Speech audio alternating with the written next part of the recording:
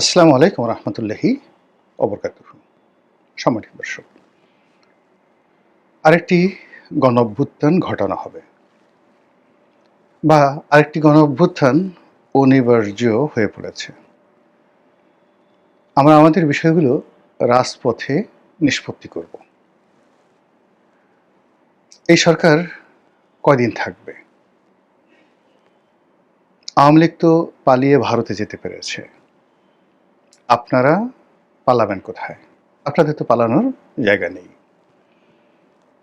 অথবা যে লন্ডন থেকে এসেছেন সেই লন্ডনে আবার আপনাকে চলে যেতে হবে। ব্যাগ, ব্যাগেজ এগুলো সব গুছিয়ে রাখুন। আচ্ছা বলেন তো, এই কথাগুলো কি আমার?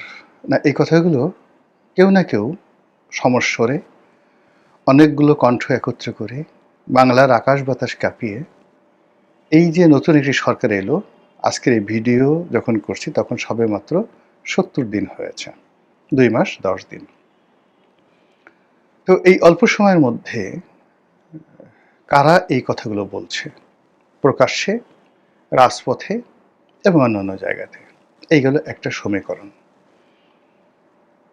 ২ নম্বর হলো যে এই সরকারের পরিচয় কি? এটা কি বিএনপি সরকার, নাকি বিএনপির যে একটা জোট আছে সেই জোটের সরকার? এখানে কি বিএনপি ছাড়া অন্য কোনো দলের নাম আপনারা বলতে পারেন যেটাকে ইতিপূর্বে যেমন দেখা গেল মহাজোটের সরকার বলা হতো বা বিএনপি জামাত জোটের সরকার বলা হতো? তো সেই রকম কোনো পরিচয় আছে কিনা? পরিচয় নেই। এখানে জোনায়েদ সাকি, নুরুল হক নুরু, তারা যে এই সরকারের সাথে আছে, মানে আপনি বুঝতেই পারবেন না যে তারা ভিন্ন একটা দল থেকে এসে জোট করেছেন। অ্যাজ ইট ইজ মনে হয় তারা বিএনপির একেবারে আপনজন, ইভেন বেটার দ্যান বিএনপি। তাদের কথাবার্তা, আচার আচরণ, ইভেন আন্দালিব রহমান পার্থ, মানে পার্থর একটা দল আছে, ছোট হোক বড় হোক এটা তো দল। নুরুর একটা দল আছে, সেটা ছোট হোক বড় হোক। জোনায়েদ সাকির একটা দল আছে, আর অন্যদিকে ববি হাজ্জাজ, তারা তো নিজেদের দল। তারপরে সেলিম সাহেব, সাদাত হোসেন সেলিম, তার যে একটা দল এলডিপি, এগুলো সব তারা ব্যান্ড করেছেন, মানে বন্ধ করে ভ্যানিশ করে দিয়ে বিএনপিতে যোগদান করেছেন। আরও একজন আছেন রেদওয়ান আহমেদ, তিনি তো বিএনপিতে যোগদান করেছেন।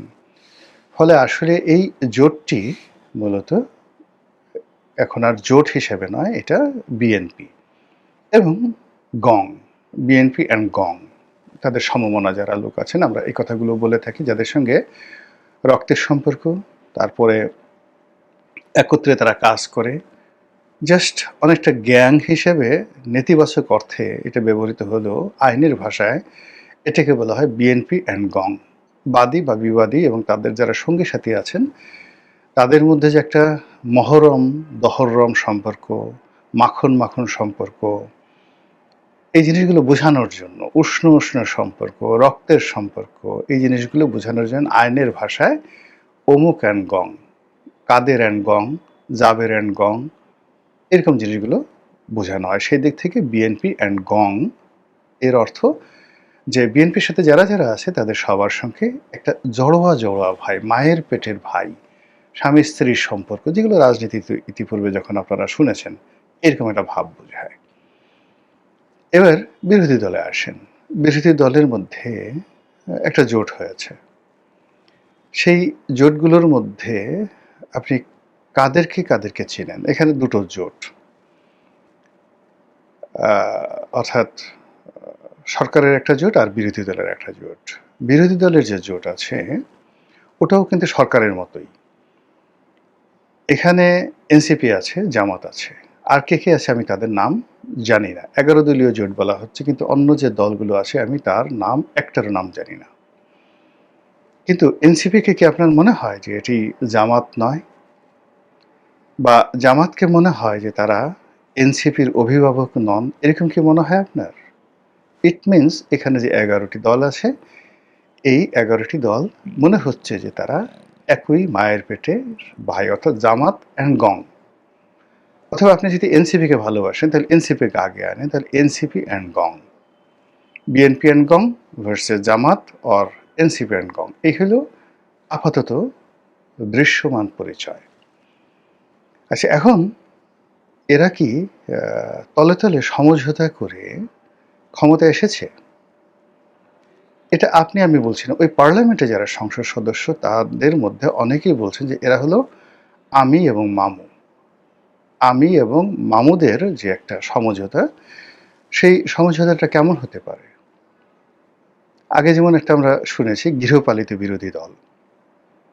গৃহপালিত বিরোধী দলের উদ্ভাবক জনাব হুসাইন মোহাম্মদ এরশাদ, প্রয়াত প্রেসিডেন্ট।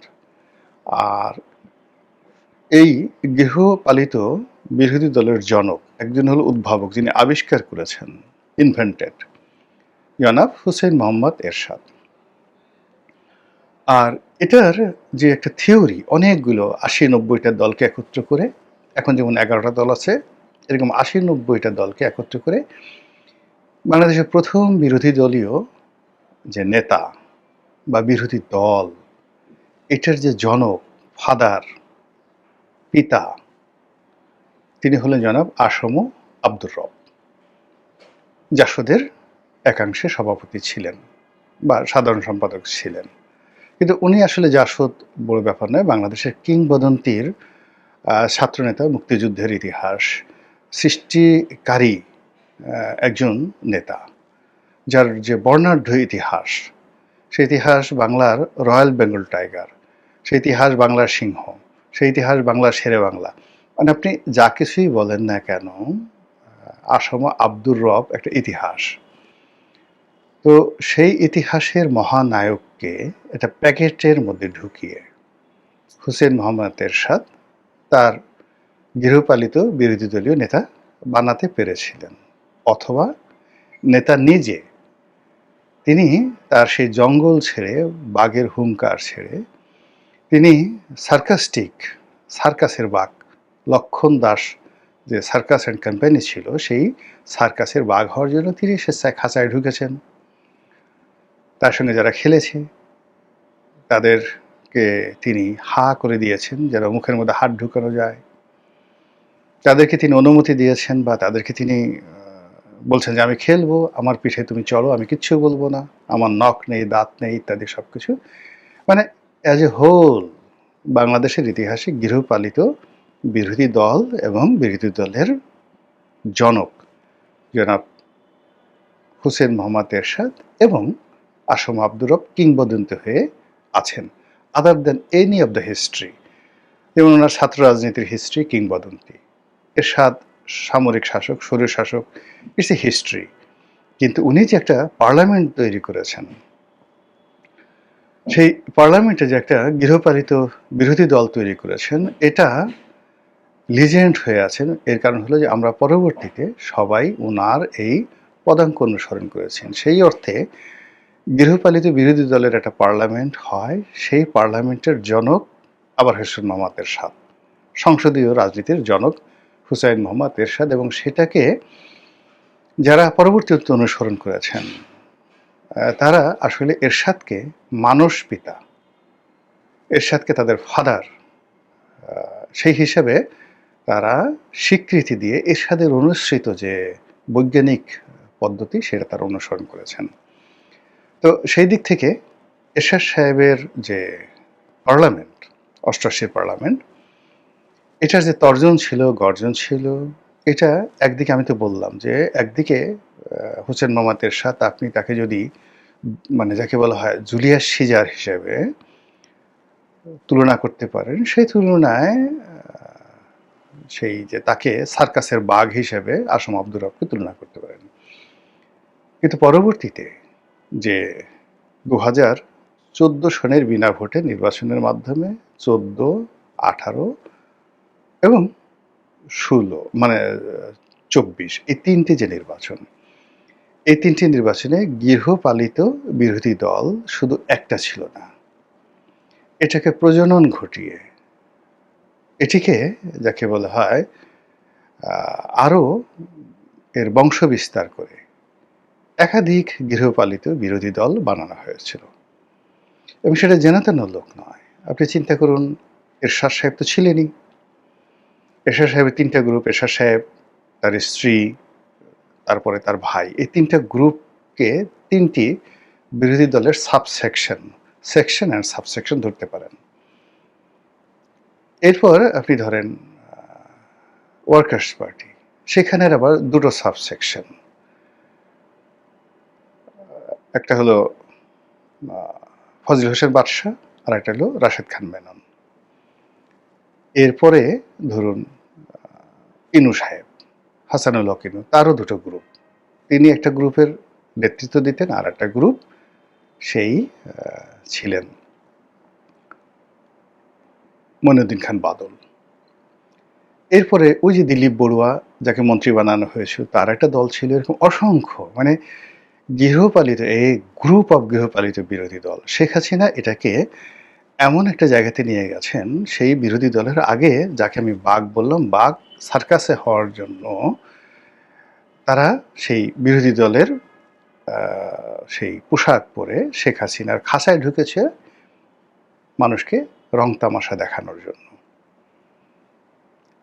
তো এই এরশাদের, আর এটা শেখ হাসিনার জামানাতে এগুলো বাঘ ছিল না, এগুলো সবাই শেখ হাসিনা তাদের সবাইকে বিড়াল বানিয়ে ফেলেছিলেন। এবং এগুলো অনেকটা সেই পার্সিয়ান ক্যাটের মতো। বাংলাদেশের যে বিলাইগুলো রয়েছে, যেগুলোকে আমরা বিড়ালকে বিলাই বলি, দেশি বিড়াল, এগুলোর মোটামুটি দেখেন একটু ফুসফাস করার ইয়েছে, এরা আঁচড় দেয়, এবং মাঝে মধ্যে অবদ্ধ হয়, তারপর শেষে বিদ্রোহ করে আমাদের দেশের বিড়ালগুলো। কিন্তু আপনি যেগুলো পোষা পার্সিয়ান ক্যাট রয়েছে, এই বিড়ালের বিশাল বাঘের মতো মুখ, সারা শরীর ভরা পশম, এরা শুধু ক্যাট ফুড খায়, এমনকি মিউ মিউ করে না, দেখতে ভালো লাগে। ওই রকমভাবে শেখ হাসিনা তার যে বিরোধী দল, গৃহপালিত বিরোধী দল, তাদেরকে ওইভাবে বানিয়ে ফেলেছেন। এখন প্রশ্ন হলো যে বর্তমান জামানাতে যে বিরোধী দল আছে, এতে গ্যাং অব বিরোধী দল, তারা কি সত্যিকার অর্থে বিরোধী দল, নাকি এরশাদ, শেখ হাসিনা তারা যে বিরোধী দলের ক্রম অধোগতি তৈরি করেছিল, একটার সঙ্গে একটা নষ্ট করেছিল, বাঘ থেকে বিড়াল বানিয়েছিল, তার অধীনে এরা এখন নিজেদেরকে বিরোধী দল হিসেবে পরিচয় দিতে ঠিক স্বাচ্ছন্দ্য বোধ করে না। আবার তারা গৃহপালিত বিরোধী দল হিসেবে এই যে পরিচয়টা, এটাও সমাজে রাখতে চায় না। তাহলে তারা কি? এখন সেদিক থেকে যদি ধীরে ধীরে কমতে থাকে, যদি বর্তমান পার্লামেন্টে আপনি তাদেরকে গৃহপালিত বিরোধী দল বলেন, তাহলে এদের অবস্থা বিড়ালের চাইতেও আরও অনুগত কিছু, আরও ছোট কিছু, যেগুলো কখনোই আপনাকে করবে না। সেটা খরগোশ হতে পারে বা অন্য যে কোনো জিনিস হতে পারে। সেটা কি তাই? নাকি সত্যিকার অর্থে যেটা বিরোধী দল বলতে যেটা বোঝায় ব্রিটিশ পার্লামেন্টে, কিংবা যেটা মার্কিন কংগ্রেসে, এমনকি ভারতীয় পার্লামেন্টে, যেভাবে এখন ভারতীয় কংগ্রেস এবং বিজেপি সে লড়াই করছে, সেরকম কিছু একটা? তো এটা বুঝতে আমাদের হয়তো আরও কিছুদিন সময় লাগবে। আমরা কাউকে বড়ও করতে চাই না, ছোটও করতে চাই না, কিন্তু এই যে কথাবার্তাগুলো হচ্ছে, সেই কথাবার্তাগুলো আপনাদের শুধুমাত্র জানিয়ে রাখলাম। দ্বিতীয় যে বিষয়টি, সেটি হলো ওই যে একেবারে শুরু করেছিলাম যে সরকারের যেখানে ৭০ দিন যায় নাই, এর মধ্যে আরেকটি গণ অভ্যুত্থানের কথা বলা হচ্ছে, আরেকটি চক্রান্তের কথা বলা হচ্ছে, আবার বলা হচ্ছে যে এই বর্তমান যে সরকার, এই সরকারের কোনো ক্ষমতায় নাই, সব সরকার চালাচ্ছে আমেরিকা। এর আগে কিন্তু শেখ হাসিনাকে দেখেন, এরশাদ সাহেবের সময়টাতে বলা হতো যে গ্যাং অফ 10, যাকে বলা হয় গ্রেটেস্ট, বা এটা কি যেন বলা হতো, অর্থাৎ ১০ জন সচিব তাকে চালাতেন, বা ১ ডজন সচিব তাকে চালাতেন, গ্রেট 10 এরকম কথাবার্তা এরশাদের জামানায় বলা হতো। ইভেন মিলিটারিরা তাকে চালাতো, এই কথা কিন্তু কেউ বলতো না এরশাদকে। অর্থাৎ তার খুব প্রভাবশালী ১০ জন, মোকাম্মেল হক সাহেব, এম কানোয়ার সাহেব, এরকম খুব জাদ্রেল সিএসপি ছিলেন ১০ জন, তারা এরশাদ সাহেবকে চালাতেন। আবার শেখ হাসিনার বিরুদ্ধে বদনাম ছিল যে তাকে চালাতেন মূলত এই রয়ের একটা শক্তিশালী গ্রুপ ছিল, তারা তার উপর প্রভাব বিস্তার করতেন। এর বাইরে মানে কেউ চালাচ্ছে না। কিন্তু এখন কি হচ্ছে? এখন সরকার সম্পর্কে বলা হচ্ছে, ফরহাদ মাজাহার সাহেবের মতো লোক বলছেন যে এই সরকার চালাচ্ছে আমেরিকা। এই সরকারের কোনো ক্ষমতা নেই। এই গেল একটা অবস্থা। ২ নম্বর হলো যে এই সরকার কিন্তু কোনো রাগ ঢাক করছেন না, কোনো কথাবার্তা বলছেন না। এই যে এত কথাবার্তা হচ্ছে তারা রেসপন্ড করছেন না। আরেকজন বলছেন যে সরকারের মধ্যে বিভিন্ন গ্রুপ আছে। এক গ্রুপ আছেন প্রো পাকিস্তানি, এক গ্রুপ আছেন প্রো চাইনিজ, আরেক গ্রুপ আছেন প্রো ইন্ডিয়ান। একেবারে সরাসরি রয়ের রিক্রুট করা, রয়ের ট্রেনিং দেওয়া, রয়ের প্রকল্প বাস্তবায়নকারী। আরেক গ্রুপ বলছেন যে না, এদের মধ্যে এস আলমের যারা লোকজন আছেন, শেখ হাসিনার যারা লোকজন আছেন, আওয়ামী লীগের দালাল আছেন, যারা একটা সময় আওয়ামী লীগের জমানাতে ডিজিএফআই থেকে নিয়মিত পয়সা খেতেন, তারাও এই গ্রুপে আছেন। তো এই যে একটা হ্যাফহ্যাজার্ড অবস্থা চলছে, এরই মধ্যে আবার সেই মার্কিন ডিপ স্টেট, আবার ডক্টর ইউনূসের কথা, আবার সেই গণ অভ্যুত্থানের কথা, আবার আরেকটি বিপ্লবের কথা, আবার নতুন বস্তুমন্ত্রের কথা, আবার এনসিপির তর্জন গর্জন, সব মিলিয়ে আমাদের যে রাজনীতির আকাশটা পরিষ্কার নয়। আকাশটা অন্ধকার, ভীষণ রকম অন্ধকার। সেই অন্ধকারের মধ্যে আপনি কি কোনো আলোর ঝলকানি দেখতে পাচ্ছেন? সেটা কি বজ্রপাত? সেটা কি বিদ্যুতের চমক? নাকি কোনো সপ্তর্ষি অথবা চন্দ্র, সূর্য বা অন্য কোনো বড় কোনো তারকার আলো? ভবিষ্যৎ সম্পর্কে আল্লাহই জানেন। মহান আল্লাহ আমাদের সবাইকে হেদায়েত দান করুন এবং হেফাজত করুন। আসসালামু আলাইকুম ওয়া রাহমাতুল্লাহি ওয়া বারাকাতুহু।